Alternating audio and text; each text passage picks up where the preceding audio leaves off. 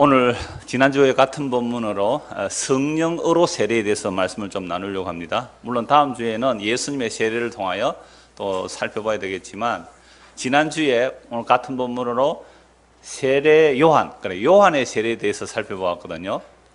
그러면 요한이 세례를 베풀면서 무엇을 말했는지 보면, 나는 물로 세례를 주지만 내 뒤에 오시는 분은 무엇으로 세례를 준다 그랬어요? 성령으로 세례를 주는 분이다 라고 말씀했죠. 그럼 지난주 잠시 요약을 해보면, 세례 요한은 구약의 마지막 선지자로서 지금 이스라엘 백성들을 성령으로 세례 주시는 분을 맞이하는 길잡이거든요. 그래서 엘리야의 모습으로도 사역을 하고, 그 다음에 말라기 선지자나 구약의 이사야 선지자가 예언한 메시아가 오기 전에 길을 닦는 자, 길을 맞이하는 자, 길을 준비하는 자, 그런 역할을 세례 요한이 하고 있죠. 세례 요한의 가장 중요한 역할은 지금 모든 구약 이스라엘 백성들을 다 어디에 담궈 버리는 겁니까? 물 속에 담근다 이 말입니다. 물 속에 담궈 버려요. 이게 뭐예요? 물 세례라는 거죠. 그래서 톰 라이트라는 사람이 마가복음 해석을 하면서 자기가 이 마가복음 1장 8절을 번역을 하는데 이렇게 번역을 해요. 이 개인이 번역하면 이걸 사역이라 그래요. 개인이 번역했다고 해서 어떻게 번역하느냐 하면, 나는 너희를 물에 푹 담갔지만 그분은 너희를 성령으로 푹 담그실 것이다. 쉽게 번역을 했지요. 그러니까 세례 요한은 사람들을 뭐 한다고요? 물에 푹 담궈요. 푹 담궈. 완전히 담궈버리죠. 그런데 내 뒤에 오실 분은 뭐로 담궈버린다고요? 성령으로 푹 담궈버리라는 거죠. 물에 푹 담궈버리면 어찌 돼요? 죽는 거죠. 지금 유대인들이 뭐 온갖 죄인들도 있고 자기는 죄인 아닌 사람도 있고 그렇잖아요. 그래서 세례 요한이 요단에서 세례를 줄 때에 군인들이 오죠. 세리도 온단 말이에요. 세리들은 그 세례 요한의 외침에 찔림을 받아가 우리는 어떻게 할까요? 라고 하니까 세리 그만둬 이 말은 안 해요. 뭐라고 합니까? 정한 세 외에는 받지 말라. 그러니까 로마 시대는 세금을 거두어서 로마에 낼 만큼만 내면 나머지 더 많이 거두어 들인 것은 자기가 차지할 수 있거든요. 그러니까 정한 세 외에는 받지 말라. 군인들은 우리는 어떻게 할까요? 넉징하지 말라. 강탈하지 말고 너희 받는 월급으로 족한 줄 알아. 로마 군인이니까, 그죠? 유대인들 가운데도 뭐 로마 군인에 부역하는 사람도 있을 거 아니에요. 그러니까 이런 자들이 자기들의 로마 권력을 업은 그 권력으로 막 백성들에게 막 물건을 약탈하죠. 그런 짓 하지 말고 무엇으로 만족하라? 네 받는 월급으로 만족하라 그랬단 말이죠. 그런데 바리새인과 서기관들 보고는 세례 요한이 뭐라고 그럽니까? 이 독사의 자식들아 그랬거든요. 아니, 율법의 의로는 흠이 없다고 완벽하게 율법을 지키면서 자기들은 아브라함의 혈통이고, 그리고 메시아가 오면 자기들은 모세 율법을 따라 율법 지키는 사람이기 때문에 반드시 1순위로 하나님 나라에 들어갈 거다, 메시아 나라에 들어갈 거다 생각하고 있는 그들을 향하여 세례 요한은 지금 뭐라고 말합니까? 독사의 자식들은, 너희가 지금 아브라함의 자손이라고 착각하지 말라. 하나님은 이 돌들로도 아브라함의 자손 만들 수 있다. 회개하라. 지금 도끼가 나무 뿌리에 놓여 있다. 내 뒤에 오시는 분은 타작하러 오신다. 타작은 알곡과 각 쭉중이를 분리시키는 일을 하거든요. 임박한 심판을 지금 세례 요한이 막 선포하고 있단 말이에요. 그런데 이 마가복음에는 성령으로 세례 준다는 말씀만 하지 불에 대한 얘기를 안 해요. 마태나 누가는 불에 대한 얘기를 하거든요. 그래서 우리가 지난번에 다 살펴보았어요. 마태와 누가를 살펴볼 때 불과 성령으로 세례를 준다고 할 때에 불의 세례는 항상 심판을 의미해요. 불이란 것은 태우고 정화시키는 거니까. 그러면 성령으로 세례는 구원을 말하거든요. 근데 우리는 하도 뜨거운 걸 쏘아가 불로 그러는데 그 성령 잘 보셔야 돼요. 그러니까 마가복음은 그런 말씀을 안 해요. 그냥 성령으로 세례만 말한단 말이에요. 그럼 성령으로 세례 안에는 두 가지 다 들어가요. 그래서 성령이 임하면 자기 죄가 뭔지를 알고 회개하고 예수를 믿게 돼요. 그러니까 성령으로 세례는 회개하고 구원받으니까 심판과 구원이 사실은 동시에 일어나는 것이 다 담겨 있는 겁니다. 자, 그런데 지난주에 우리가 살펴본 대로 세례 요한이 물에 잠근다, 톰 라이트의 사역대로 푹 물에 잠근다는 의미를 제가 지구가 처음에 어떻게 만들어졌다 그래서요? 물 속에 있었다. 완전히 물 속에 있었는데 하나님께서 윗물과 아랫물로 나누죠. 위에 물과 아랫물로 나누, 그 사이를 뭐라 그래요? 궁창이라 그래요. 우리가 보는 대기권 하늘이라 이렇게 말할 수 있죠. 그러면 밑에 물은 여전히 어디에 쌓여 있습니까? 물 속에 쌓여 있잖아요. 근데 하나님께서 말씀으로 이렇게 물과 뭇을 나누시죠. 그러면 땅은 솟아올라야 돼요. 땅이 솟아오르니까 그만큼 물이 끄져 내려가는 거잖아요. 그래서 육지는 원래 한 덩어리로 되어 있는 거. 그래서 여러분들 세계 지도 시뮬레이션 해보면요, 이 태평양하고 우리나라 하고 쭉 붙이면요 붙어져요. 땅이 나눠져요. 디바이더. 이게 언제 나눠졌을까? 노아 홍수 때 땅이 나눠졌다는 성경에 기록이 있어요. 산은 솟아오르고 땅은 땅은 솟아오르고 바닷물은 깊이로 내려가는 거죠. 노아 홍수 때 완전히 잠겼다가 하면서 지각병들이 어마어마하게 일어나요. 이런 말씀들이 사실은 성경에 다 있죠. 이걸 뭐 과학적으로 설명해서 야 정말 노아 홍수가 과학적으로 사실구나. 중고등학생들 노아 홍수 과학적 사실로 믿으면요, 그 사람은 과학적 사실을 믿은 것이 예수를 믿는 게 아니거든요. 성경 하나님의 말씀이에요.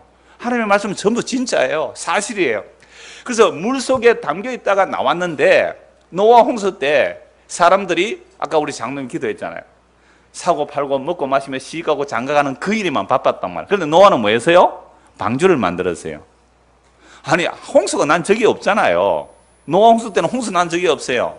근데 방주를 만들고 있으니까 사람들이 얼마나 노아를 조롱했을까요? 그러니까 노아는 방주를 만드는 것이 하나님의 은혜를 입었다. 다른 사람들은 먹고 마시고 사고 팔고 시집가고 장가가는 일에 올인 전부 다 삶을 쏟았지만 정말 노아의 가족들은 방주 만드는 일에 올인을 했단 말이에요. 먹고 사는 일은요, 아마 남자들은 방주 만든다고 바빴고 여자들이 겨우 일해서 입에 풀칠하고 살았을 거예요. 입에 풀칠하고 살았단 말이에요. 그렇게 방주를 만들었거든요. 그러니까 노아 홍수 때 왜 심판이 났느냐, 우리가 지난주에 베드로 사도의 말씀을 찾아보니까 이 지구가 물에 잠긴다고 하니까 웃기지 마라, 농담으로 얘기했거든요. 그런데 원래 이 땅이 어디서 나왔어요? 물에서 나와서 성립된 게 지구다, 이 육지다 라는 말씀을 일부러 어떻게 했다고요? 잊어버리려고 했다. 잊어버리고 했다. 그럼 오늘도 마찬가지거든요. 이 세상에 물로 홍수로 심판이 나서 물에 다 잠겼다. 그런데 앞으로는 물로는 심판 안 하세요. 무엇으로 심판한다 그랬어요? 불로 심판한다. 사람들 농담으로 여겨요. 사람들이 농담으로 여긴다면. 그런데 과학자들은 요즘 와서 농담으로 안 여겨요. 정말로 이 세상이 불에 다 없어지겠다, 그런 생각들을 해요, 과학자들이. 그래서 지금 세상에 제일 돈 많이 버는 회사들이 뭘 하는지 아세요? 우리 중고등학생들 앞으로 뭐 해야 돈 잘 벌겠어요? 우주과학자가 되세요. 우주과학자가 되고 우주선 만드세요. 그쪽으로 가면 돈 많은 사람들은 지구가 이제 멸망하면 어디로 가려고요? 우주선 타고 지구로 가겠대요. 옛날에 제가 처음 전도사 할 때에 그 중고등학생들 중에 여름 수련하니까 뭐 앞으로 뭐가 되고 싶으냐라고 하니까 과학자가 되고 싶대요. 왜 과학자가 되고 싶냐? 지구가 멸망할 때 저는 우주선 타고 날아가고 싶대요. 걔가 지금 저 서울에 지금 의사하고 있는데요. 이름이 뭐예요? 기환이, 김기환이 있어요. 가끔씩 이제 카톡 주고받고 하는데, 그런데요, 하늘과 땅이 사라져요. 하늘과 땅이 사라진단 말이죠. 그래서 이 세례 요한이 세례를 준다는 말은 우리를 물속에 뭐 한다고요? 푹 담궈버려. 그러니까 죄인들도 물속에 담겨서 회개해야 되고, 나는 죄가 없습니다, 나는 율법에 의로 완벽합니다 하는 그런 사람들도 다 어디에 담가버려요? 물에 푹 담궈야 됩니다. 살짝 당기면 안 돼요. 푹 담겨야 돼요. 푹 담겨. 그게 에스겔서 37장 보면 성전 동쪽에서 물이 나와요. 그건 예수 그리스도를 말해요. 건물 성전이 아니에요. 건물에서 무슨 물이 나오겠어요? 아까 생명수 강가에서 생명수, 그 얘기예요. 에스겔서에 본 그 환상에서 성전 동쪽물에서 생명수가 나와요. 물이 가는 것보다 뭐가 돼요? 살아나요. 죽은 나무가 살아나요. 갯벌이 살아나요. 그러니까 생명수 강이 처음에는 뭘 적시고요? 발목을 적시고, 그 다음에요? 무릎을, 허리를, 가슴을 차고 넘치는 물이에요. 생명수 강가에 촐싹거리는 게 아니죠. 발목이 잠기나 푹 담겨야 되죠. 그러면 물에 푹 담기듯이 에스겔 37장의 환상은 뭐예요? 우리를 뭐로 푹 담가버려요? 성령으로 푹 담가버려요. 성령으로 푹 담가버리면 어떻게 되겠어요? 물에 푹 담긴 것처럼 자기가 자기를 마음대로 움직이지 못하는 거예요. 그럼 제가 전에 설교 시간에 예를 들는지 모르겠는데, 우리 시골에 옛날에 다리도 제대로 없고 그랬을 때 산에서 물이 내려와요. 뭐 한 무릎 정도 물이 내려온 거죠. 이 정도. 산물이 굉장히 급해요. 옆에는 좀 큰 강이 흐르고요.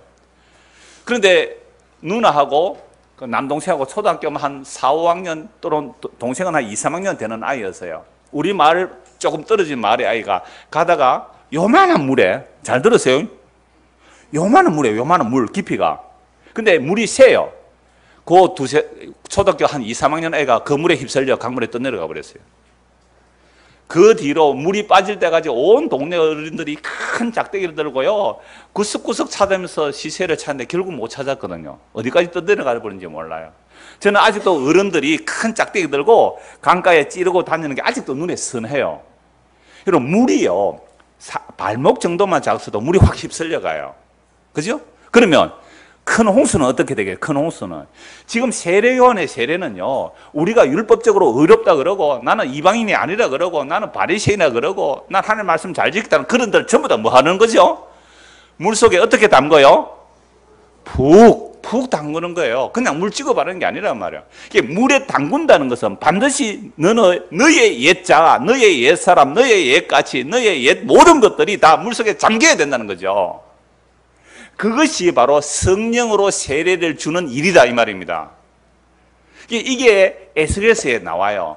물로 씻는 거하고 성령의 세례가 무엇인지를 같이 말씀하고 있거든요. 그래서 오늘 크게 에스겔서하고 예레미야서하고 그 다음에 요한복음하고 로마서 한 4곳의 성경을 통하여 도대체 예수님께서 성령으로 세례를 준다는 게 무엇일까를 말씀드리려고 해요.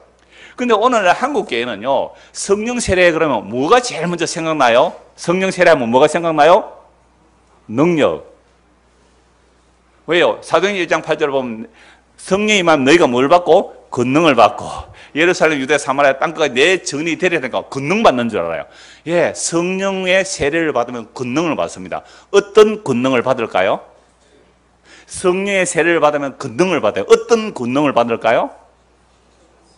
병 고치고, 그죠? 죽은 자를 살리고, 하루에 2,000명, 3,000명 전도하고, 능력을 받는 성령의 세례는 전부 말을 많이 하더라고요. 그런데 진짜 성령과 지혜가 충만한 스데반 집사는 어떻게 되었어요? 돌에 맞아 죽었어요. 그런 성령의 세례와 성령의 충만을 원하십니까? 예수님은 성령으로 잉태하셨어요. 성령 충만하시기 위해서 하셨어요. 십자가에 죽었어요. 그런 성령 세례 원하십니까? 예수님 진짜 죽으시고 부활하시고 성령을 부어주시니까 스데반 죽잖아요. 예수님의 제자들 보십시오. 한결같이 고난받고 매맞고 죽임 당했어요. 유일하게 사도 요한은 끝까지 살아남아서 자연사를 했지만 그건 성경을 마무리하기 위해서, 하나님의 계시를 마무리하기 위해서 살려두신 거예요. 나머지 사도들 성령 충만, 성령 세례 받아서 다 고난받고 핍박하고 죽음의 길로 갔어요. 그러니까 옛사람을 물에 푹 담궈버리듯이 성령에 푹 담기게 되면 이제는 내가 사는 것이 아니라 내 안에 그리스도가 사시고 내 안에 그리스도가 주인이 되셔서 나를 어디로 끌어가요? 십자가로 끌어가요. 예수님이 가신 그 길로 끌어가요. 이런 성령 충만 원하세요? 이런 성령 세례 원하십니까? 한 분만 원하죠? 안 원해요. 우리가 안 원해. 안 원하니까 성령은 우리가 원해서 받는 성령은 가짜 성령일 수 있어요. 내가 원해서 받는 성령 아마 100% 가짜예요. 내가 원해서 받는 성령 세례는 왜요? 그거 받아서 뭐 하려고요? 표적, 기적, 능력 행하려고, 방언 통역하려고, 신비해 보이게 하려고, 능력 있는 자처럼 보이게 하려고. 전부 가짜예요. 진짜 주님께서 주시는 성령은 자기를 부인하고 자기 십자가를 지고 돌 맞아 죽으면서 주여 저들의 죄를 용서하소서. 그런데 우리는 성령 능력 받아서 뭐 하려고요? 내가 사역을 멋있게 잘하겠다는 거 아니에요. 그래서 제가 신학대학원 때 정말 그 양지 뒤산에 가면 기도굴이 있어요. 거기에 가서 밤 12시까지 레포터 서고 과제 마치고 나면 그냥 앉아요. 새벽 기도 가야 돼요. 새벽 기도 안 가면 기숙사 들어갈 수가 없어요. 그냥 새벽 기도 강제로 다 가야 돼요. 그 출석 일수가 뭐 새벽 기도 안 가면은 기숙사 다음 주 신청이 안 되거든요. 그러니까 아무리 새벽 기도 가도 내가 뭘 해야 돼요? 기도를 해야죠. 그러니까 저는 신학교 가기 전에 청년 때에 복음이 뭔지 좀 감을 잡았어요. 이야, 정말 신앙이란 것은 나의 열심이 아닌 하나님의 열심이라 감을 잡고 갔지만, 내가 실제 신학대원 다니면서 전도사를 하면서 내 맡은 부서를 잘 키우기 위해서는 뭐가 있어야 돼요? 능력이 있어야 되잖아요. 종종 얘기했잖아요. 그때 주일학교 교사만 50명입니다. 별로 안 놀랜다니까. 옛날에 우리 교인 전체가 50명이 안 될 때가 있었어요. 그죠? 우리 교인 전체가 50명이 안 될 때가 있어요. 그때 제가 주일학교 교사만 50명입니다. 그때는 와 이랬는데 요즘은 뭐 그러니까 그러함에도 불구하고 주일학교 교사만 50명이니까 평소 3, 400명이 모였거든요. 3, 400명. 성경학교면 5, 600명이 모였다고요. 주일 학생만. 제가 그랬던 전도사였습니다. 이건 전혀 제가 잘한 게 아니고 원래 주일학교 규모가 그만한 교회였기 때문에 그래요. 그러니까 내가 더 잘하고 싶잖아요. 그 당시에 뭐 선후배들 보면요, 진짜 주일학교 잘하는 아이들이 있더라고요. 어떻게 하는지 아세요? 그 전도대회를 수시로 해요. 전도대회를. 그래서 상품을 뭘로 하는지 아세요? 그 당시 참 좋아하는 아이들 자전거. 근데 이걸요, 자전거를 그냥 자전거 서놓은 게 아니에요. 예배당 입구에 자전거를 하나 가고 걸어놔요.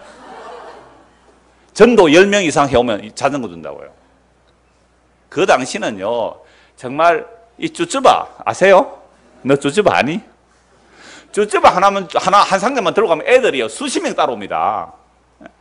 제가 그 대연동 유엔 로타리 옆에 거기 있었거든요. 그 감안동하고 그 동네 애들 많은 동네에 있었어요. 그러니까 한 바퀴 돌고 오면 껌만 한 통만 들고 가도야 수십 명 끌고 올 수 있단 말이야. 그 우리는 300원짜리 줄은 있는데 옆에 산성교는 좀 더 우리보다 부자 교회는요 500원짜리 줬어요. 그래 애들이 어느 날 줄어들어. 성경학교 때. 야, 왜 그러냐? 이거는 300원짜리 주는데 저는 500원짜리 준대요. 그때 제가 주일학교 1년 예산이 1,000만 원이었어요. 벌써 30년 넘었나? 하여튼 30년 전에 1,000만 원을 우리 주일학교 썼단 말이에요. 그러니까 그때 제가 기도하러 갔단 말이죠. 왜 기도했을까요? 뭐 기도했을까요? 주여 능력 주십시오. 진짜 기도했어요. 간절히. 그때 어느 날 반문이 일어나죠. 너 능력 받아서 뭘 할래? 너 능력 받아서 뭘 할래? 사역을 잘해야죠. 사역 잘해서 뭘 할래? 결국은 능력 달라고 기도한 것들이 나의 영광이었어요. 만약 그때 제가 진짜 불 받아가지고 능력 받았으면 어떻게 될까요? 생각만 해도 끔찍해요. 그거 자꾸 하면 능력도 임해요. 진짜 가짜 능력 임해요. 자기 체면에 걸려요. 자기 체면에 걸려요. 입에서 온갖 소리가 다 나와요. 해봤어요. 하나님의 은혜였죠. 아, 정말로 성령의 세례를 받고 성령의 충만을 받은 자는 스데반 집사 꼴이에요. 아무도 안 오네요. 그 일. 당신 성령 충만하면 스데반 집사 됩니다. 성령 충만 받을래요? 언제에? 어디에? 절대 안 받죠. 그러니까 성령의 세례는 내가 원해서 받는 건 다 가짜로 보면 돼요. 정말 주님께서 우리에게 성령의 세례를 주게 되면, 주님께서 성령의 세례를 베풀게 되면 어떤 일이 일어날까요? 스데반 집사 꼴이 난다니까요. 예수님의 꼴이 나요. 예수님의 제자들이 간 그 꼴이 나요. 그래서 우리는 피하고 싶죠. 근데 나는 피하는데 주께서 부어주시면 어떻게 해요? 할 수 없어요. 그게 성령의 세례예요. 그래서 성령은 우리 마음대로 움직일 수가 없고, 이 성령은 바람이 임의로 불듯이 어느 날 갑자기 내게 다가와. 아이고 나를 잡고 가는데 이게 어쩔 수 없는 거예요. 이게 진짜 성령의 세례예요. 그러니까 성령의 세례를 어떻게 베푸는지 에스겔서 36장 한번 찾아보겠습니다. 에스겔 36장.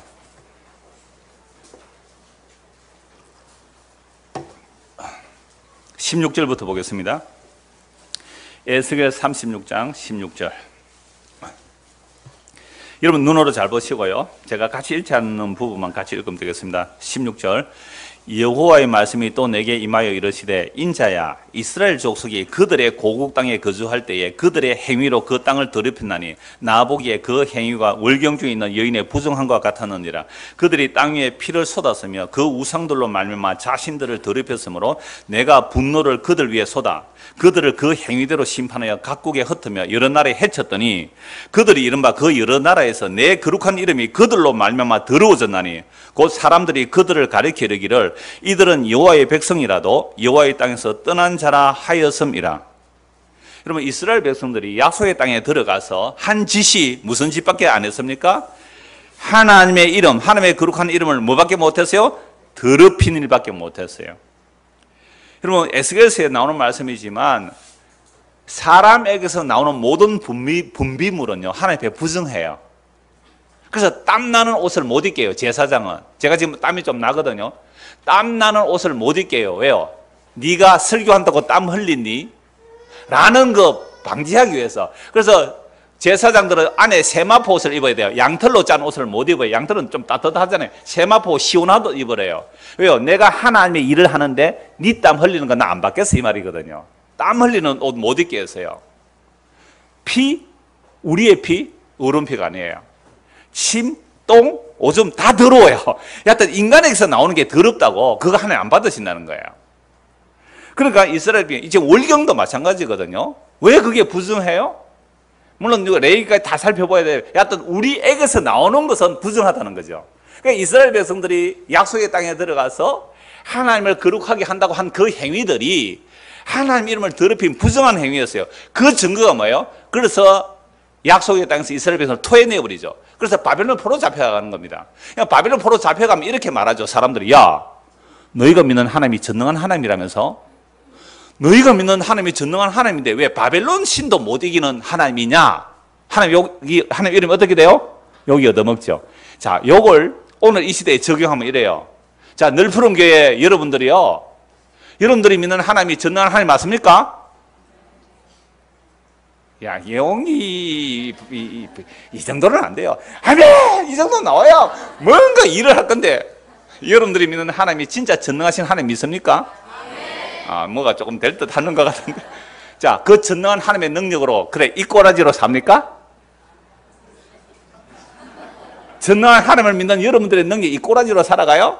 미안합니다. 제가 좀 리얼하게 이런 꼬라지로 살아가요? 전능한 하나님 안 믿는 사람도 여러분도 훨씬 멋있게 잘 사는데 그래 이렇게 살아가요? 그럴 때 우리는 어떻게 해요? 도전을 받죠. 그래요. 내가 이런 소리를 안 들어야죠. 하나님 방금 저 소리 들었죠? 내가 지금 이런 소리 듣습니다. 전능하신 하나님 나에게 능력을 주셔서 무슨 능력요? 성령의 충만을 주셔서 나에게 졸업만 한 사람들을 코를 납작할 수 있도록 전능한 능력으로 저 사람은 10년 만에 적을 이루었다면 나는 5년 만에 이루어서 저 사람의 코를 납작할 수 있도록 전능하신 하나님이 도와주십시오라고 부르짖었단 말이에요. 그 전능하신 하나님 가짜예요. 성경에서 전능하신 하나님이라는 것은 하나님의 자기 약속에 전능하세요. 하나님의 자기 약속에 전능하세요. 하나님의 자기 약속 아닌 것은 전능하지 않아서 이루어지지 않는 것이나 그 약속이 아니기 때문에 안 이루어지시는 거거든요. 그러니까 사람들이 이렇게 욕하죠. 야, 너희가 하나님 전능하신 하나님 섬긴다더니 그 애굽 바로왕을 이기고 애굽에서 나와서 약속의 땅에 들어갔는데 어떻게 지금은 전능하신 어디 가니? 너희 하나님 어디 있니? 너희 하나님 어디 있니? 나라 망해서 바벨론 포로 잡혀갔으니까 욕을 얻어먹고 있죠. 그런데요, 그 다음 말씀 보십시오. 21절.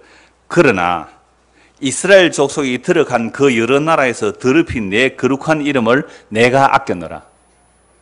그럼 이스라엘 백성은 한 일이 뭐예요? 하나님의 이름을 더럽힌 거잖아요. 그런데 하나님은 왜 이스라엘 백성을 구원해내시는 거예요? 하나님의 약속이 아브라함, 이삭, 야곱에 약속하셨고 또 너희는 내 이름을 더럽혔지만 나는 내 이름을 아끼겠다. 그래서 우리의 구원은 우리를 위한 구원이 아니라 누구를 위한 구원이에요? 하나님의 자기 이름을 위한 구원이죠. 하나님의 이름이 구체적으로 누구 이름이에요? 예수 그리스도. 그리고 우리가 예수를 믿음으로 구원을 받는다는 것은 예수의 이름 안에 하나님의 자기 약속이 담겨 있기 때문에 그래요. 그러니까 예수를 믿음으로 구원받는다는 것은 나의 행위가 아닌 하나님의 약속으로 구원해 준다는 하나님의 자기 이름으로 구원해 주는 거죠. 그래서 하나님은요 자기 이름을 위하여 우리를 의의 길로 인도하시는 겁니다. 그럼 우리는 한 짓이 뭔데요? 하나님의 이름을 더럽힌 일 외에는 한 게 없잖아요. 이스라엘 역사가 그걸 증명해요. 그래서 22절. 그러므로 너는 이스라엘 족속에 이르기를 주 여호와께서 이같이 말씀하시기를 이스라엘 족속아 내가 이렇게 행함은 너희를 위함이 아니요 너희가 들어간 그 여러 나라에서 더럽힌 나의 거룩한 이름을 위함이라. 그럼 너무너무 놀라운 거예요. 구원이라는 것은 우리의 이름이 아니라 하나님의 이름이잖아요. 우리는 뭐였어요? 언제 내가 하나님 이름 영광 돌린 적이 어디 있습니까? 그런데 하나님은 자기 이름을 해서 우리를 구원해 주신다는 거죠. 여러 나라 가운데서 잘 보십시오. 이제 세례요한의 세례하고 성령 세례하고 연결되는 부분이에요. 23절 여러 나라 가운데서 더럽혀진 이름 곧 너희가 그들 가운데서 더럽힌 나의 큰 이름을 내가 거룩하게 할지라. 내가 그들의 눈앞에서 너희로 말미암아 나의 거룩함을 나타내리니 내가 여호와인 줄을 여러 나라 사람이 알리라. 주 여호와의 말씀이니라. 그러니까 이스라엘 백성들만 여호와의 하나님 되심을 아는 것이 아니라 이방 나라들도 여호와 하나님 되심을 안다는 거죠. 왜요? 포로로 잡혀와 있다가 다시 돌아가서 회복되더라? 참 놀랍다 라는 것을 통하여 여러 나라 사람이 알리라는 거죠. 그래서 24절, 25절, 26절 같이 읽읍시다. 27절까지 27절 같이요. 시작. 내가 너희를 여러 나라 가운데서 인도하여 내고 여러 민족 가운데서 모아 데리고 고국 땅에 들어가서 맑은 물을 너희에게 뿌려서 너희로 정결하게 하되 곧 너희 모든 더러운 것에서와 모든 우상 숭배에서 너희를 정결하게 할 것이며 또 새 영을 너희 속에 두고 새 마음을 너희에게 주되 너희 육신에서 굳은 마음을 제거하고 부드러운 마음을 줄 것이며 또 내 영을 너희 속에 두어 너희로 내 윤례를 행하게 하리니 너희가 내 규례를 지켜 행할지라. 자, 이 말씀이 무슨 말씀이에요? 이스라엘 백성들은 하나님의 이름을 더럽혔고 죄를 지었기 때문에 나라가 망해서 바벨론 포로 잡혀갔어요. 바벨론만 아니라 주변 나라 흩어졌죠. 근데 하나님은 자기 이름 때문에 흩어진 그들을 다시 모아서 데리고 약속의 땅에 들어가서 제일 먼저 뭘 해요? 맑은 물을 너에게 뿌리겠다. 맑은 물을 뿌리겠다. 이건 세례요한의 세례와 연결해도 돼요. 또 맑은 물을 뿌린다는 것은 세례요한이 외치잖아요. 회개하라 천국에 가깝다. 말씀의 선포이기도 해요. 그냥 물에 담근다는 것은 꼭 물에 푹 안 담겨도 돼요. 그럼 뭐에 푹 잠기면 돼요? 말씀에 푹 잠기면 되는 거예요. 그러니까 세례가 물에 침례를 받아야 옳은 세례고 머리에 찍어 바르면 옳은 침례가 아니고 그런 얘기가 아니라 물은 지난주에 봤잖아요. 너희를 구원하는 표라 그랬잖아요. 하나님의 말씀의 선포예요. 하나님의 말씀의 선포에 푹 잠겨요. 그럼 오늘 우리가 이 설교를 듣는다, 말씀을 듣는다는 것은 지금 우리는 뭐 하는 거예요? 물속에 푹 담긴다 이 말이죠. 언제까지의 삶이? 오늘 아침에 예배당 들어올 때까지의 모든 삶이, 아니 예배당 들어와서 지금까지도 땡은 안 했죠 우리는. 땡하고 예배 시작해서 지금까지 있는 요 안에도 우리는 뭐가 나와요? 우리 마음속에 생각이 딴 생각 나서요 안 나서요? 지금 꿈속에 가 계시는 분도 계시거든요. 그러니까 우리의 마음속에 예배 시작하고 지금까지도 딴 생각이 난단 말이에요. 그죠? 이러면 나는 똑바로 잘 들었는데 또 요 생각도 또 나요. 옆에 사람 딱 보고 야 저는 졸았네. 나는 안 졸았잖아. 목사님 얘가 기도 시간에 눈 뜨세요. 니는 오지 않은데 나 한쪽만 딱 감. 우리가 그래요. 그러니까 보세요. 그러니까 우리가 예수를 믿는다는 것은 진짜 나는 지금 또다시 어디에 잠겨야 돼요? 물에 푹 잠겨야 되고 말씀에 푹 잠겨야 돼요. 말씀에 푹 잠기게 되면 나는 주의 이름을 더럽힌 것밖에 한 일이 없습니다 라고 나와요. 그게 성령 세례를 받는 자의 놀라운 일들이에요. 그래서 물 세례는 따로 구별하지 마세요. 세례요한이 외친 것은 바로 뒤에 오시는 성령 세례를 줄 분을 얘기하거든요. 그래서 지금 물로 씻어서 성령으로 세례를 준다는 것은 26절 보십시오. 또 새 영을 우리 속에 둔대요. 새 영을 두시면 무슨 마음이 돼요? 새 마음이 되죠. 자, 새 마음이 되면요 너희 육신에서 굳은 마음을 제거하고 돌과 같이 딱딱한 마음을 제거하고 부드러운 마음을 줄 것이라는 거죠. 그러니까 우리가 새 영을 받았다, 성령의 세례를 받았다면 뭘 알 수 있느냐면 우리의 마음에 하나님의 말씀이 담기기 시작해요. 하나님의 말씀이 박히기 시작해요. 근데 성령의 세례를 안 받으면 하나님의 말씀이 튕겨나가요. 돌이에요, 돌. 탁 튕겨나가요. 그게 바리새인들이잖아요. 서기관들이잖아요. 자기 의예요. 그래서 오늘 저와 여러분들이 진짜 내가 성령의 세례를 받았는지 안 받았는지 어떻게 알 수 있어요? 성경의 모든 창명의 말씀이 나에게 박혀 들어오면 성령 세례 받은 사람이에요. 근데 성경의 이 책망들이 자기는 아니고 이건 김 집사 얘기고 저는 박 집사 얘기고 저는 뭐 목사 얘기고 이렇게 전부 피해가면 이건 돌이에요. 아직도 딱딱한 돌이에요. 말씀이 어떻게 왔다가 튕겨나가는. 제가 사기를 합니다. 말씀의 쪽으로 탁 사기를 한단 말이에요. 퍽 윽 박혀가 죽으면 성령 세례 받은 자예요. 근데 말씀이 탁 튕겨가 어디로 가요? 옆에 사람에게 찔려요. 이 사람 뭐예요? 지가 안 죽은 거예요. 자기가. 그러니까 세례 요한의 역할은 뭐예요? 물에 푹 담그는 일이죠. 그럼 목사가 역할이 뭐예요? 물에 푹 담그는 역할이에요. 그러니까 책망의 말씀이 남의 이야기로 들린다. 남의 이야기로 들리죠, 여러분들. 그건 아직도 성령 세례가 안 일어난 거잖아요. 그럼 목사가 어떻고 뭐 교회가 어떻고 욕 많이 해요. 특히 복음 좀 안다는 사람들 얼마나 욕하는지 몰라요. 교회 욕하고 목사 욕하고 욕하면서 자기가 의로운 사람인 척 한다면 과연 말씀이 그 안에 박히는 걸까요? 저도 욕 많이 하죠. 회개해요. 정말 회개해요. 주의 이름으로 일컬음 받는 이 교회를 주여 불쌍히 여겨달라고요. 그러니까 성령의 세례를 받았냐 아니냐, 우리 마음이 지금 돌같이 딱딱해서 말씀이 책망의 말씀들이 박혀지느냐 당겨지느냐 튕겨나느냐 그 이야기거든요. 그래서 물로 씻어서 새 마음을 주시고 새 영을 부어주시면 이 살과 같이 부드러운 마음이 되어서 말씀이 뭐예요? 담겨져요. 사람은 하나님의 말씀이 담겨져야 사람이에요. 하나님의 말씀이 담겨지지 않으면 그건 그 짐승과 같아요. 멸망하는 짐승이에요. 멸망하는 짐승은 말씀이 안 담겨요. 여러분, 멸망하는 짐승을 말할까요? 사람을 말해요. 사람이 하나님의 말씀이 안 담겨지죠. 짐승이에요. 그게 멸망하는 짐승이라니까요. 종기에 처하나 깨닫지 못하면 멸망하는 짐승 같다고요. 사람이 아무리 종기에 처할지라도 하나님의 말씀이 마음에 안 담겨지면, 안 박혀지면 그건 멸망하는 짐승이에요. 뭘 그 짐승을 부러워해요, 짐승을. 잔칫날에 잡기 위해서 돼지 키우는 거 아닙니까? 그러니까 오늘 우리가 참말로 성령의 세례가 뭐냐? 이미 구약 선지자 예언에서 물로 푹 담궈서 정말 내가 죄인입니다. 죽은 자들에게 말씀의 책망이 박혀지는 게 이게 성령의 세례예요. 새 마음과 새 영이에요. 그래서 그 성령의 세례의 목적이 뭐냐? 하나님의 약속의 목적이 뭐냐? 28절을 같이 읽읍시다. 에스겔 3장 28절 시작. 내가 너희 조상들에게 준 땅에서 너희가 거주하면서 내 백성이 되고 나는 너희 하나님이 되려. 하나님의 모든 약속의 결론은 이거예요. 나는 너희 하나님 되고 너희는 내 백성 될 거야. 나는 너희 하나님 되고 너희는 내 백성. 그래서 함께 살자는 얘기입니다. 함께 살자는 얘기예요. 나는 너희의 남편이 되고 너희는 나의 신부가 될 거야. 나는 너희의 아버지가 되고 너희는 나의 아들이 될 거야. 나는 너희의 목자가 되고 너희는 나의 양이 될 거야. 나는 포도나무가 되고 너희는 가지가 될 거야. 전부 관계성이거든요. 관계성. 근데 우리는 하나님을 믿는다고 하면서 내가 예수 안에, 예수가 내 안에 사는 이 관계를 원하는 게 아니라 예수는 저 멀리서 뭐만 해주면 돼요? 스폰만 해주세요.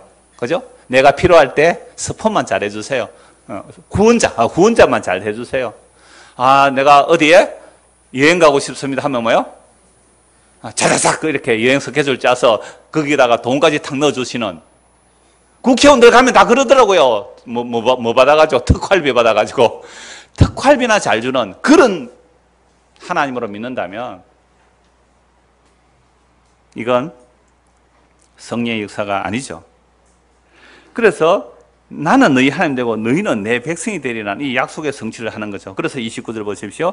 내가 너희를 모든 더러운 데서 구원하고 곡식이 풍성하게 하여 기근이 너희에게 닥치지 아니하게 할 것이며 또 나무와 열매의 밭의 소산을 풍성하게 하여 너희가 다시는 기근의 욕을 여러 나라에 당하지 아니하게 하리니 그때에, 자, 이건 하나님께 보호해 주신다는 거죠. 하나님 보호해 주시죠. 31절 같이 읽읍시다. 시작. 그때에 너희가 너희 악한 길과 너희 좋지 못한 행위를 기억하고 너희 모든 죄악과 가정한 일로 말미암아 스스로 믿게 보리라. 여러분 성령 세례 받으셨어요? 정말 성령으로 세례 받으셨어요? 성령의 세례를 받게 되면 너희가 너희 악한 길과 너희 좋지 못한 행위를 어떻게 해요? 기억하고. 그러니까 내가 전에 기억했던 일들이 나는 의로운 줄 알았어요. 나는 바른 생각인 줄 알았어요. 율법에 의로 흠이 없는 줄 알았어요. 그러니까 나는 의롭다고 하고 있었는데 그 기억들이 뭐로 기억이 나요? 이제는 좋지 못한 행위로 기억이 되는 거죠. 그래서 너희 모든 죄악과 가정한 일로 말미암아 스스로 믿게 버려. 그러니까 오늘까지 나는 이게 의로운 겁니다. 나는 이건 주님 이건 내가 잘했죠. 이건 잘했죠. 라고 한 이야기들이 요건 잘했죠 한 그 이야기들이 성령의 세례가 임하게 되면 뭘로 보여요? 미워. 정말 미워. 정말 미운 걸로 보이는 거예요. 이게 성령이면 자기를 부인하고 자기의 생명조차 미워하고 나를 따르라는 그 얘기예요. 그래서 진짜 성령이 임하면 나의 행위가 뭐예요? 미워 보여요. 여러분들의 행위가, 지금까지 한 행위가 정말 미워 보여요? 안 밉죠? 잘 다독거리고 싶죠? 욕은 의답고 챙기고 싶죠? 누가 쿡 찌르면 보호하고 싶죠? 그죠? 32절 같이 읽읍시다. 주 여호와의 말씀이니라. 내가 이렇게 행함은 너희를 위함이 아닌 줄을 너희가 알리라. 이스라엘 족속아 너희 행위로 말미암아 부끄러워하고 한탄할지어다. 성령으로 세례를 주시면, 물에 푹 잠가서 정말 성령으로 세례를 주시면 우리의 행위를 어떻게 한다고요? 부끄럽고 한탄해요. 부끄러워하고 한탄해요. 이게 성령 세례받은 증거입니다. 목사님, 나 이거 잘했는데요. 성령 앞에서 성령이 임하고 성령 세례가 임하면 예수님의 십자가 앞에 세워지거든요. 예수님의 십자가 앞에서 그 말이 나오겠어요? 천지를 창조해 하나님이 죽었는데 그 앞에서 자기 의가 나올 수 있겠어요? 입을 닫고 회개하는 거예요. 뭘 나 복음 알았어요? 나 뭐 복음으로 살았어요? 어디 감히 그런 얘기를 해요? 지혜 가운데 티끌 가운데 회개하는 거예요. 이게 성령이만 증거예요. 이게 모든 성령이만 증거예요. 구약이나 신약이나 동일합니다. 그래서 이런 성령은 아무도 안 운해요. 안 운하기 때문에 하나님께서 아버지와 아들의 약속대로 자기 백성의 성령을 부어주세요. 성령 임한 자들은 자기 죄를 합니다. 이게 새 언약이에요. 예레미야 31장 보십시오. 예레미야 31장.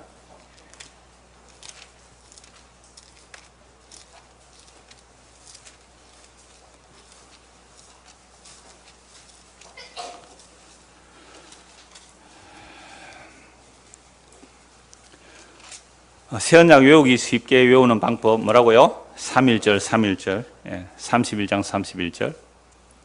근데 예레미야가 아니지 뭘 그걸 모르면 또 헷갈리겠죠?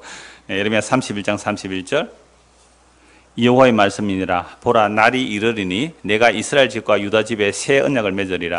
이 언약은 내가 그들의 조상들의 손을 잡고 애굽 땅에서 인도하여 내던 날에 맺은 것과 같이 아니할 것은 내가 그들의 남편이 되었어도 그들이 내 언약을 깨뜨렸습니다. 여호와의 말씀이니라. 보세요. 에스겔 30년 같은 말씀이에요. 옛 언약은 돌판에 기록되었잖아요. 마음에 기록이 안 돼요. 그래서 하나님의 말씀에 책망을 하면 튕겨나와요. 또는 율법의 의로 자기를 의롭다 하고 있는 거죠. 그게 옛 언약의 한계죠. 그러니까 옛 언약을 어기지 못해서 옛 언약을 지키지 못해서 이스라엘 백성들이 옛 언약도 무너뜨렸단 말이죠. 전부 바리새인하고 외식하고 나가버렸죠. 33절. 그러나 그 날 후에 내가 이스라엘 집과 맺을 언약은 이러하니 곧 내가 나의 법을 그들의 속에 두며. 성령의 세례라는 것은 말씀이 어디에 기록된다고요? 마음에 기록돼요. 찔림이 일어나요. 말씀이 마음에 담겨요. 그들의 마음에 기록하여 나는 뭐가 되고요? 그들의 하나님이 되고 그들은 내 백성이 될 것을. 에스겔서 36장하고 같은 내용이죠.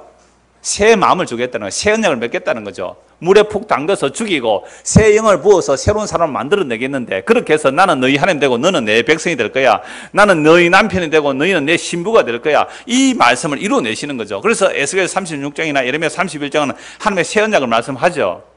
자, 이렇게 새 언약이 일어나면 무슨 일이 일어나는가? 34절 보십시오. 같이 읽읍시다. 시작. 그들이 다시는 각기 이웃과 형제를 가르쳐 이르기를 너는 여호와를 알라 하지 아니하리니 이는 작은 자로부터 큰 자까지 다 나를 알기 때문이라. 내가 그들의 악행을 사하고 다시는 그 죄를 기억하지 아니하리라. 여호와의 말씀이라. 성령의 세례가 임하면 예수님이 누군지 알고 믿게 된단 말이에요. 예수님이 누군지 알고 믿게 돼요. 그러면서 우리의 죄가 용서받고 다시는 하나님께서 우리 죄를 기억 안 한대요. 어디 안에서? 새 언약 안에서, 예수 그리스도의 피 안에서 우리의 죄를 우리에게로 돌리지 않으시고 우리의 죄를 우리에게 묻지 않으시고. 이게 뭐예요? 성령의 세례를 받은 자의 고백이에요. 그래서 이 에스겔 36장과 예레미야 31장의 이 모든 내용들을 성취하기 위하여 누가 오셨어요? 예수님이 오셨죠. 요한복음 14장입니다. 요한복음 14장. 요한복음 14장 우리 학생들도 같이 찾으세요. 16절 보십시오. 요한복음 14장 16절. 내가 아버지께 구하겠으니 그가 또 다른 보혜사를 너희에게 주사 영원토록 너희와 함께 있게 하리라. 지금 예수님 십자가에 지기 전에 제자들에게 내가 떠나야 된다. 떠나야 너희에게 다시 올 것이고 내가 떠나야 거처를 말하는다. 이 거처는 성령을 말하는 거예요. 그래서 내가 가야 성령을 보내준다. 성령이 오면 영원토록 너희와 함께 있게 하겠다라고 말씀하시죠. 17절. 그는 진리의 영이라 세상은 너희 그를 받지 못하나니 이는 그를 보지도 못하고 알지도 못함이라. 그러나 너희는 그를 아나니 그는 너희와 함께 거하시며 또 너희 속에 계시겠습니다. 제가 처음에 여러분 성령 충만 원하십니까? 라고 물었잖아요. 근데 우리가 성령 충만을 원하는 이유는 능력과 표적을 나타내서 내가 용되고자 원하는 거예요. 그래서 베드로가 이렇게 기도를 하니까 성령이 임하는 것을 보고 누가 그거 돈 주고 살려고 그랬어요? 시몬. 나도 그런 능력 주세요. 돈 주고 그런 능력 얻으려고 하는 것. 베드로가 뭐라 그래요? 네 안에 악한 독사가 마귀가 가득하다. 하나님의 은혜를 돈 주고 살려고 했으니까 너는 돈과 함께 망해버리라. 이게 성직매매라는 사이모니즘의 어원이 돼요. 하나님의 성령의 역사를 내가 주는 건냐? 성령을 받아라 라는 식으로 성령을 자기 마음대로 움직인다고 생각하는 자들. 사이모니즘과 뭐가 달라요? 성직매매의 어원이 되는 시몬이라는 사람이 성령의 연설을 돈 주고 살려고 했다가 베드로한테 책망받아요. 너는 돈과 함께 망해버리라. 여러분, 하나님의 은사는 돈 주고 못 사요. 우리의 행위로 못 산단 말이에요. 이게 성령으로 세례예요. 성령으로 세례. 성령의 세례가 임한 자들은 알죠. 물론 성령의 세례가 임한다는 것은 복음을 선포하고 그 복음을 받아들이는 역사 속에 나타나는데 그게 성령이 임해서 그렇게 되는 거죠. 그래서 보세요. 이 보혜사 성령을 보내시는데 진리의 영이라서 세상은 받지도 못하고 알지도 못해요. 그러니까 제가 아까 성령 충만 받겠어요 할 때는 우리가 이해했다면 성령의 세례를 받은 자들의 삶의 결과를 몰라서 그래요. 몰라서. 받지도 못하고 알지도 못하죠. 그러나 너희는 그를 아나니 그는 너희와 함께 거하시며 또 너희 속에 계시기만. 이건 제자들이 알고 원한 내용 아닙니다. 제자들은 예수님 떠나지 마세요. 떠나면 어떻게 합니까? 같이 있어주세요 했는데 아니야, 내가 떠나는 것이 좋아. 왜 떠나야 돼요? 가야 누가 오는 거죠? 성령이 오세요. 예수님이 계시면 육체로 계시면 함께 거할 수가 없어요. 그래서 성령이 오셔야 돼요. 십자가에 죽으시고 부활 성천하셔서 성령을 보내셔야 우리와 영원히 함께 거할 수 있어요. 그래서 내가 너희를 고와 같이 버려두지 아니하고 너희에게로 오리라. 조금 있으면 세상은 다시 나를 보지 못할 것이로되 너희는 나를 보리니 이는 내가 살아있고 너희도 살아있겠습니다. 20절 같이 읽읍시다.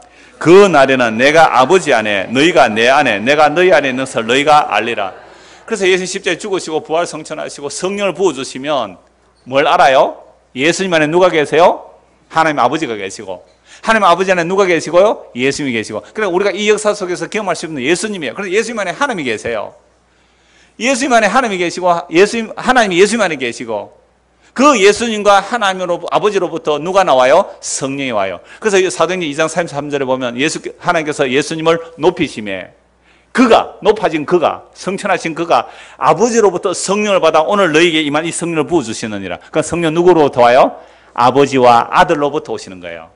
그래서 예수님께서 이 땅에 역사하실 때 혼자 역사하신 거 아니에요. 아버지 뜻을 따라 성령의 충만으로 일하셨잖아요.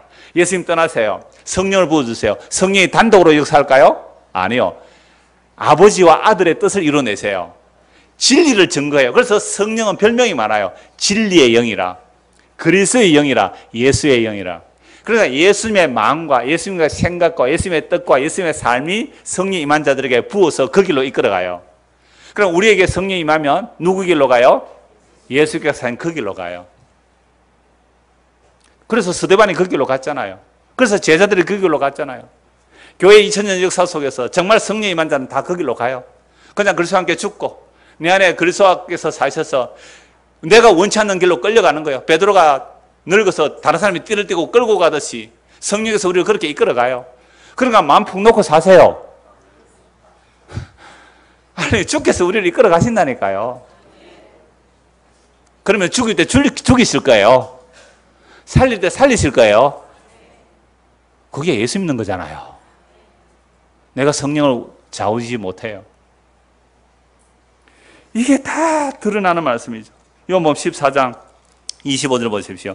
내가 아직 너희와 함께 있어서 이 말을 너희에게 하였거니와 보혜사 곧 아버지께서 내 이름으로 보내실 성령, 아버지와 아들의 이름으로 성령이 오시죠. 그가 너희에게 뭘요? 모든 것을 가르치고 내가 너희에게 말한 모든 것을 생각나게 하라. 예수님께서 하신 말씀이 생각나요. 성령 임하면. 예수의 말씀이 생각나고 예수의 말씀에 그 길로 이끌려 가는 거죠. 성령이 우리를 그렇게 이끄시죠. 27절 같이 읽읍시다. 평안을 너희에게 끼치노니 곧 나의 평안을 너희에게 주노라. 내가 너희에게 주는 것은 세상이 주는 것과 같이 아니하니라. 너희는 마음에 근심하지도 말고 두려워하지도 말라. 28절까지요. 내가 갔다가 너희에게로 온다 하는 말을 너희가 들었나니 나를 사랑하였더라면 내가 아버지께로 감을 기뻐하였으리로다. 아버지는 나보다 크시면. 그러니까 제자들은 예수님 떠난다면 겁이 나가지고 떠나지 마세요 하고 있거든요. 너희는 아직 몰라서 그렇다. 그래서 내가 이제 일이 일어나기 전에 너희에게 말한 것은 일이 일어날 때에 너희로 믿게 하려면, 내가 떠나는 것이 유익하다는 것은 결국 예수님 십자가에 죽으시고 부활하셔서 성령을 부어주면 그제서야 알게 된단 말이죠. 예수님께서 우리 안에 성령 오신 것이 무엇인지 알게 되는 거예요. 그래서 예수님께서 가셨다가 다시 오신다는 말씀이 성령을 보내신다는 말입니다. 성령이 온다는 말이 성령의 세례예요. 예수님께서 우리 안에 몸으로 거하실 수 없어서 십자가에 죽으시고 성령을 우리에게 보내주시면 우리 안에 예수님께서 영으로 계세요.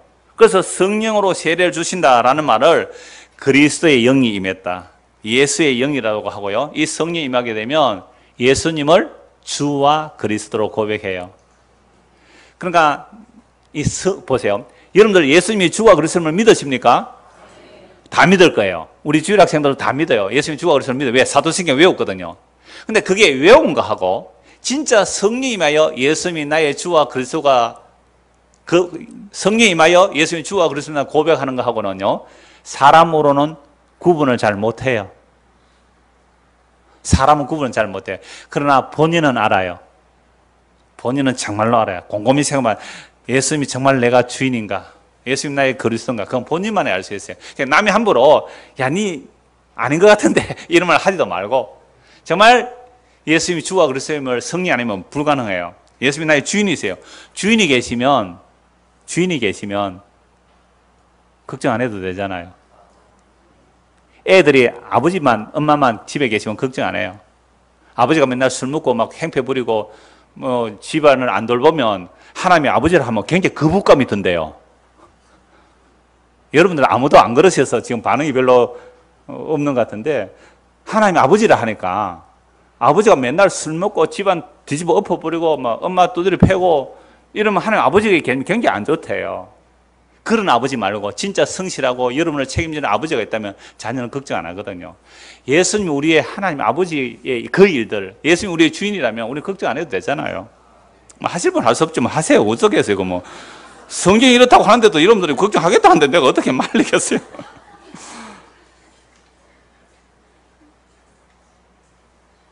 예수로 나의 구주 삼고, 예수로 나의 구주 삼고 성령과 피로서 거듭나니 나와 세상은 간 곳 없고 구속한 주만 보이도다. 이게 성령의 세례예요. 요한복음 16장 보겠습니다. 요한복음 16장 7절.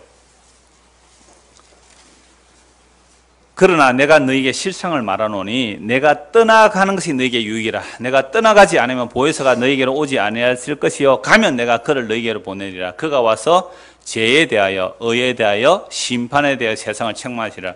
성령이 오시게 되면 평소에 내가 이건 죄다라고 하는 생각을 어떻게 해요? 책망해요. 이게 의다라고 하는 것을 어떻게 해요? 책망해요. 이게 심판이다라고 생각하는 것을 책망해요. 누가요? 성령이 오시면. 여러분 평소에 죄를 뭐라고 생각합니까? 율법을 기준을 두거나 윤리 도덕의 기준을 두거나 그 모든 기준은 자기 중심이에요. 자기 중심으로 요건 죄야, 죄 아니야 분별 판단하거든요. 그 죄를 책망한다니까요. 평소에 의의 개념이 누구 중심으로 성립되어 있어요? 여러분들 안에? 찬양대원들, 오늘 찬양대 안 온 사람 딱 보면 어떤 마음이 들어요? 저 죄를 지었구나, 이런 마음이 들잖아요. 그죠? 왜? 자기가 자주 빠지니까 죄로 안 그러지. 금방 눈치챘죠? 그래, 찬양대 빠지니까 죄인으로 취급하죠. 아니래. 왜요? 가만보니 결석 자기도 했거든. 근데 완벽하게 나는 찬양대 안 빠졌어. 항상 10시 전에 와. 10시 전에 와야 되죠? 그런데 내가 이러면서 양발차기를 한다는 겁니다. 이러는데 어떤 사람 지각도 자주 하고 결석도 자주 해요. 그러면 적어도 찬양대원은 그런 사람보다 내가 더 뭐하다? 의인이다. 그 개념 가지고 있죠. 그거 책망하는 것이 누가 하는 거예요? 성령이에요. 간단하죠? 심판에 대하라면 야, 네 고래 믿으면 심판받는다 라는 그 생각을 심판해버려요. 그래서 성령이 임하게 되면 죄에 대해서 책망할 때에 예수를 믿지 않는 게 죄임을 알아요. 아까 찬양대 예를 들었지만 누가 죄인을 정죄하잖아요. 그러면 그 정죄하는 일을 누가 한 거예요? 자기가 했잖아요. 예수 안 믿는 거예요. 내가 사람을 정죄 심판하잖아요. 그건 예수를 안 믿는 거잖아요. 자기가 주인되어 있잖아요. 요게 성령이면 죄에 대해서, 의에 대해서, 심판에 대해서 세상을 책망하리라. 그러면 세상을 책망하면 어떻게 돼요? 책망을 받으면 자기가 죄인 줄 아는 거잖아요. 자기가 죄인 줄 알아요. 그래서 보십시오. 9절입니다. 그가 와서 죄에 대하여 하면 그들이 나를 믿지 아니하며 의에 대하여 하면 내가 아버지께로 가니 너희가 다시 나를 보지 마. 세상에 의가 없어요. 예수님만이 의가 되시니까 가버렸죠. 심판에 대하여 하면 이 세상 임금이 심판을 받았습니다. 내가 아직도 너희에게 이럴 것이 많으나 지금은 너희가 감당하지 못하리라. 그러나 진리의 성령이 오시면 같이 읽읍시다. 13절. 그러나 진리의 성령이 오시면 그가 너희를 모든 진리 가운데로 인도하시리니 그가 스스로 말하지 않고 오직 들은 것을 말하며 장래일을 너희에게 알리시라.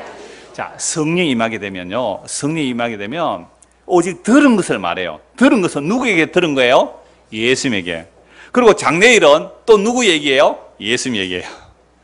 성령이 와서 장래일 얘기한다고 내일 모레 전쟁이 날 겁니다. 당신 그쪽으로 이사 가면 안 됩니다. 누구하고 결혼하십시오. 당신하고 이런 식으로 장래를 얘기해서 전부 가짜예요. 성령이 임하게 되면 예수님께서 하신 장래의 일에 대해서 알게 해주세요. 예수님이 하신 말 아닌 건데 장래일이라고 말하면 전부 다 뭐라고 해야 돼요? 그런 자들 오면 나 성령사로 장래일 말해준다면 뭐라고요? 사탄아 물러가라. 그럴 때 사탄아 물러가라 하세요. 사탄아 물러가라. 장래일은 예수님이 하신 말씀이에요. 예수님이 하신 말씀이 뭔지를 알게 하세요. 복음이 땅 끝까지 전하면 내가 다시 온다. 하루가 천년 같고 천년이 하루 같은 것을 잊지 마라. 예수님 초림과 재림이 천년이에요. 그게 하루예요. 하루. 하나님 보실 때 하루예요. 이미 묵시적 완료가 일어났기 때문에 그래서 내가 오면 그 진리의 영이 오면 예수님이 하신 장래일을 알게 해주세요. 예수님이 하신 장래일 외에 다른 것으로 뭐 아마겟돈 전쟁이니 뭐 7년 대환의 휴 그거 요한계시록 나오는 얘기가 십자가로 다 완료된 거예요. 십자가로 완성된 거예요. 십자가로. 다니엘서의 날짜 계산해가지고 또 미래 종말의 세대를 예측하는 거 전부 세대주의적 해석이에요. 자기 구원에 욕망에 붙들려 있으니까 어떻게 하면 그 아마겟돈 전쟁에서 어디를 피할까? 그래서 피지섬에 가잖아요. 피지섬에 400명이나 갔다니까요. 지리산에 가는 사람도 있고요. 왜 그래요? 성령의 세례가 없어서 그래요. 그럼 목사님 성령의 세례 받으면 좋겠는데 어떻게 하면 좋아요? 하나 방법은 없어요. 복음 믿는 거예요. 성경 그렇게 말해요. 성령이 임하는 것은 우리의 능력으로 되지 않지만 분명히 사도는 이렇게 말해요. 회개하고 예수를 믿어라. 그러면 성령을 선물로 주시리라. 우리가 정말 회개하고 예수 믿는 거예요. 그럼 회개한다는 것은 뭐예요? 물에 푹 당기는 거죠. 주여 내가 지금까지 행한 것은 나 행한 것 모든 것은 죄뿐이니 은혜와 진리로 충만하신 그리스도 당신이 나에게 임하여 주옵소서. 그 외에는 우리는 다른 길은 없어요. 회개하고 예수를 믿어라. 그러면 성령을 선물로 주라. 이게 약속이거든요. 성령 받아서 능력 행하고자 아니잖아요. 자, 그래서 장래일이라는 것은 전혀 우리의 개인의 신수사의 얘기가 아니라 예수님이 하신 그 일들을 알게 해주세요. 이거 알게 되면요, 사도 요한이 기록한 요한계시록은 정말 고난 가운데 있는 핍박받는 순교당하는 그들에게 예수님께서 십자가로 다 이루었습니다. 할렐루야. 그게 사도 요한의 계시록에 얼마나 소망이고 기쁨의 내용인데 십자가로 승리한 거예요. 그래서 7인을 누가 떼요? 일찍 지금 다 어린 양이 뗀다고요. 일찍 지금 어린 양이 말씀을 뗀다는 것은 예수님만이 말씀을 성취하신 분이라는 얘기예요. 그 이야기가 7 나팔로 선포돼요. 복음이 선포돼요. 나팔처럼. 그래서 하나님의 심판의 대접을 부어버리면 복음 안에 그리스도 안에 있는 자는 구원이 있고 그렇지 않는 심판이 일어난다는 얘기예요. 그게 어디로 이루어져서요? 십자가로 확정된 거예요. 그래서 예수님의 십자가의 복음을 알고 믿으면 그게 성령 임한 거예요.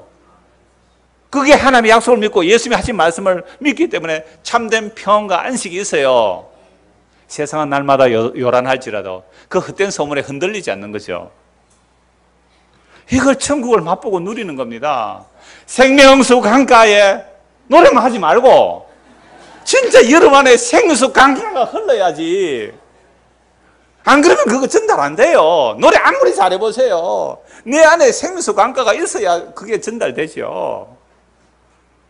이러면 니는 있나 이렇게 또 하실 것 같아서 넘어가겠습니다.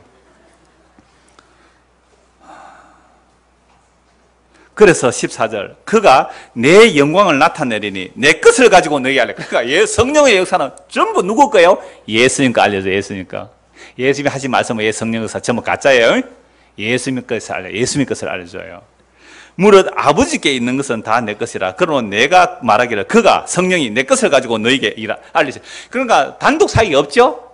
성령이 아버지와 뜻을 따라 예수님이 하신 그 일들을 알려주세요. 한 권 마지막 말씀 보고 마무리하겠습니다. 성령 세례 받는 게 도대체 뭘까? 로마서 6장 펼치십시오. 로마서 6장.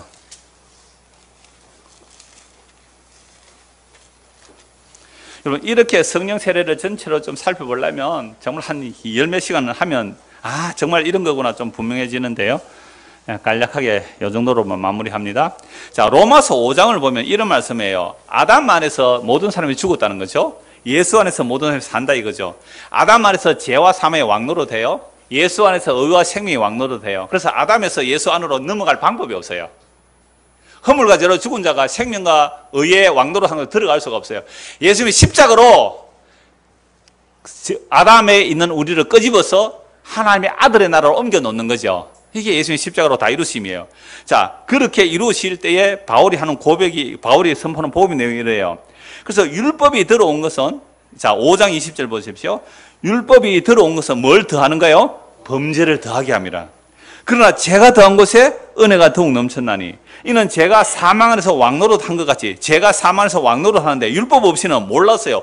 율법이 없었을 때에는 아담으로부터 모세까지 다 죽어갔어요. 사람들이 왜 죽는지 몰랐단 말이야. 아담으로부터 모세까지 다 죽어가도 왜 죽는지 몰랐는데 모세가 뭘 받고 보니까 율법을 받고 보니까 죄 때문에 죽었구나.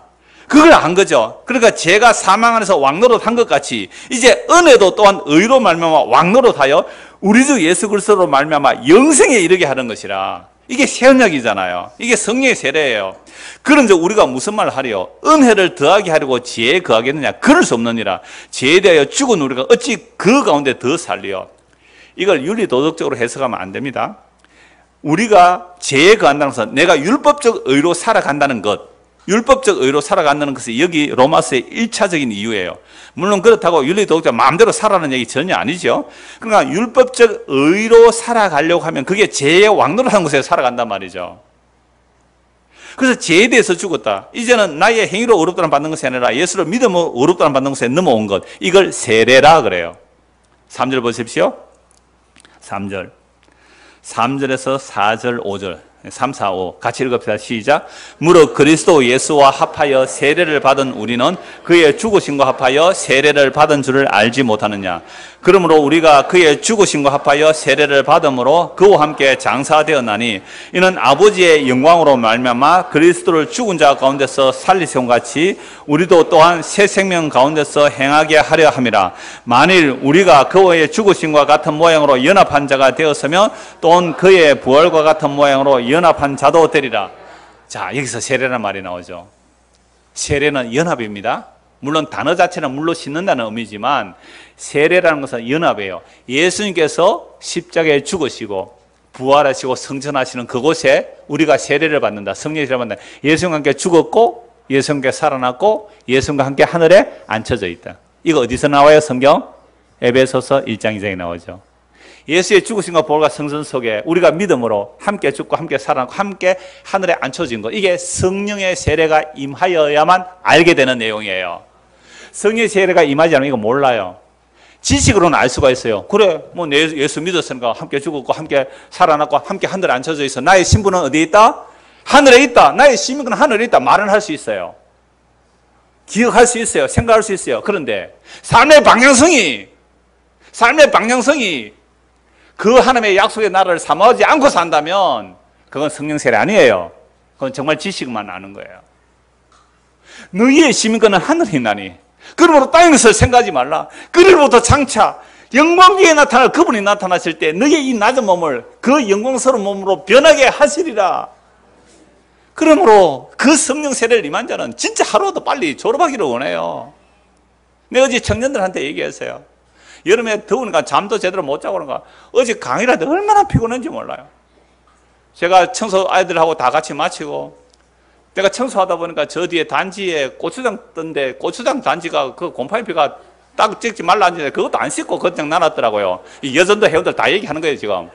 그거 내가 물 부어가지고요. 그래가 그거 확 다 씻거든요. 그러다 장독 뚜껑을 하나 깨 먹었어요. 그거 내가 장독 뚜껑 그 유리로 된 거 하나 사다가 덮어 놓을게요. 그럼 소금 넣기 좋으니까.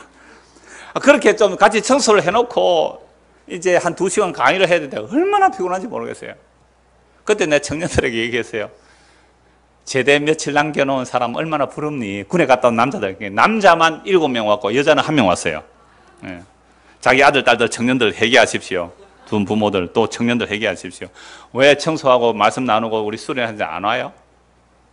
저는 말씀에 관심 없으면서 별로 안 기뻐해요. 이럴 때 책망하죠. 이게 여러분 마음에 박히면 그건 정말 성령의 역사예요. 이 말씀이 막 박히면 웃기네. 나는 그런 거 안 해. 아직도 말씀이 딱딱한 돌과 같은 거예요. 뭔 얘기다 이랬어요? 자, 예수의 죽으심과 연합되는 거예요. 죽음과만 연합되는 게 아니라 부활도 연합되는 거잖아요. 성전도 연합되어 있단 말이죠. 그래서 우리가 알거든요. 우리의 옛사람이 보세요. 예수와 함께 십자가에 못 박힌 것은 옛사람이 물에 빠져 죽는 거잖아요. 죄의 몸이 죽어 다시는 우리가 죄에게 종노릇 하지 않는, 죄의 종노릇 하지 않는다. 나는 예수를 믿으면 어렵다 받는 그 세계 안에 들어간 거죠. 이는 죽은 자가 죄에서 벗어나 어렵다 하심을 얻었습니다. 만일 우리가 그리스도와 함께 죽었으면, 여러분 그리스도와 함께 죽었어요? 또한 그와 함께 살 줄을 믿노니 이는 그리스도께서 죽은 자 가운데서 살아나셨음에 다시 죽지 아니하시고 사망이 다시 그를 주장하지 못할 줄을 알미로다. 그가 죽으시면 어디에요? 죄에 대하여 단번에 죽으시며 그가 살아계시면 하나님께 대하여 살아계심이라. 11절 같이 읽읍시다. 이와 같이 너희도 너희 자신을 죄에 대하여는 죽은 자요 그래서 예수 안에서는 하나님께 대하여는 살아있는 자로 여길지어다. 근데 죄에 대해서 죽었다고 예수님이 말씀하는데 우리는 아직도 죄가 나와요 안 나와요? 나오죠. 그래서 이게 역사 속에서 죄에 대해서 나올 때 뭘 생각해야 돼요? 나 죄에 대해서 죽은 자입니다. 죄에 대해서 죽은 자입니다. 그렇게 여기래요. 묵시 안에 완료됐기 때문에 그게 성령으로 인하여 그리스도와 연합되어 있는 겁니다. 이 예수를 믿고 사는 사람들은요, 이 예수를 믿고 사는 사람들은 정말로 내가 죄에 대해서 죽은 자, 죄에 대해서 죽었단 말은요, 나의 행위의 의로, 율법적 의로 챙겨 나가려고 하는 그것이 죽었단 말이에요. 그러니까 나의 어떤 행위로 정욕해 나가려고 하는 것이 아니라 내가 그리스도와 함께 죽었기 때문에, 죄에 대해서 죽었기 때문에 죄의 왕노릇하는 것이 율법이거든요. 그러니까 율법에 대해서 죽은 자잖아요. 그러니까 그렇다면 이제는 어떻게 사는 거예요? 나는 죽은데 내 안에 누가 사세요? 그리스도께서, 성령께서, 예수의 영이 내 안에서 사셔서 스데반에 간 그 길로, 예수님이 가신 그 길로 이끌어가는 것이 성령으로의 세례입니다. 이 성령으로의 세례가 우리 모두에게 임하기를 간절히 소원합니다. 기도하겠습니다. 하나님 아버지, 우리는 성령 세례 받으면 능력 행하여 내가 영웅 되려고 했습니다. 그러나 진짜 성령의 세례는 그리스도와 함께 죽고 그리스도와 함께 살아나고 그리스도와 함께 하늘에 앉히는 것이며, 그 일들이 이 역사 속에서는 스데반 집사가 간 길로 간 것이며 제자들이 간 길로 간 것이며, 근원적으로는 예수님이 가신 그 길로 가는 것이오니 이 믿음의 길을 가는 것은 우리로도 불가능함을 인정합니다. 그러므로 주의 성령을 역사로, 성령의 세례로 우리가 그 길을 갈 수 있도록 우리 모두에게 은혜를 베풀어 주시옵소서. 예수 그리스도 이름 받들어 기도드리옵나이다. 아멘.